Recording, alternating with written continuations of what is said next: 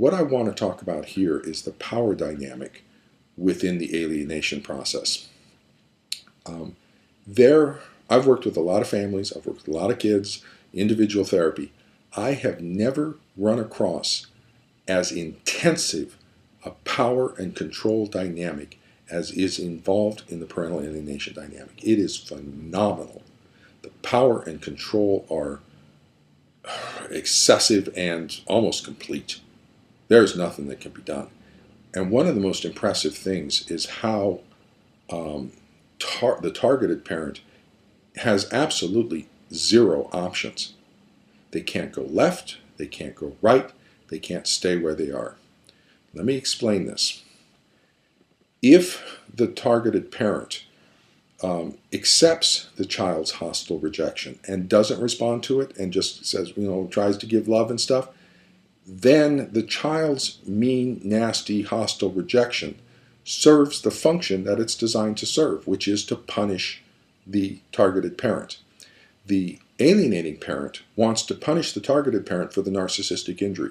You didn't appreciate how wonderful I am. You abandoned me. You're not supporting my narcissistic self-inflation. You deserve punishment. I'm going to inflict the punishment on you in the worst possible way through your child. I'm going to use your child and the love that you share to inflict the most horrible punishment on you. They are going to hate you. They are going to reject you. They are going to abandon you. And they will never abandon me. They're going to tell me I'm the wonderful parent, and they're going to define you as the evil, hostile, inadequate parent that you are. Dang, that's pretty nasty. If the targeted parent absorbs that and just continues to have visitations and just puts up with it, then that child is absolutely serving his function or her function. They are inflicting suffering on the targeted parent. If, however, the targeted parent tries to turn right and tries to fight against it, and so say, stop talking to me like that. You can't do that. Okay, no TV for you tonight. Now, the targeted parent gives the child justification for the abuse and presents to the world as if that abuse is actually justified. Okay, and the other therapists and teachers and family members say, well, if you just weren't so mean to them, if you didn't take away his toys, then maybe he wouldn't be so angry at you. Stop yelling at the child. Stop. You need to understand the child more. Maybe it's and everybody believes that the targeted parent is actually causing this situation, that they are somehow abusive or inadequate. There must be a problem because look at all the conflict going on between the two of them. And it doesn't change the amount of rejection. It doesn't change the amount of hostility. It doesn't restore good parent-child relationship. But now everybody else actually believes it's the targeted parent who's causing this. So you can't stay where you are. You can't turn right. What about turning left? What about saying, fine, you don't want to be with me, don't be with me? And giving in to the rejection and just saying, fine, I'm alienated. You don't want to be here? Don't be here. Then you've lost your child. And you have to suffer the loss of your child. They win again.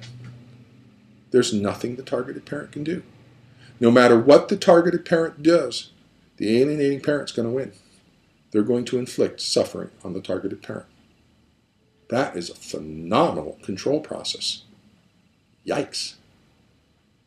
And as a therapist, when I recognize it, and I start to say, stop this. Whoa, whoa, whoa, whoa, whoa, whoa. We're gonna intervene in this. No.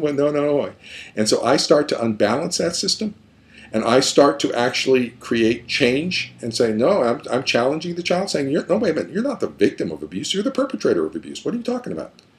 No, this parent's wonderful. The parent that you hate, they're not a terrible parent. They're a wonderful parent. They love you so much, and you love them. And when I start to do that, the alienating parent gets me removed from the case. They'll find a way. Okay. The child will develop anxiety symptoms about coming to see Dr. Childress. They'll start missing appointments. Okay. something's going to take place. Somehow, some way, Dr. Childress is going to be framed as being incompetent, bad therapist. Something's going to happen, and I'm going to get removed from the case. It happened pretty consistently. Because, I need consent of both parents to treat the child. If one parent doesn't agree, then we're done. Okay. And I can't even talk to people about it. Okay. Because I need the release of information from both parents to be able to disclose. So if, the targeted parent tries to get a report of mine introduced in court, and then the parent says, nope, confidentiality. So I can't even tell the world what's going on. The control dynamic is phenomenal.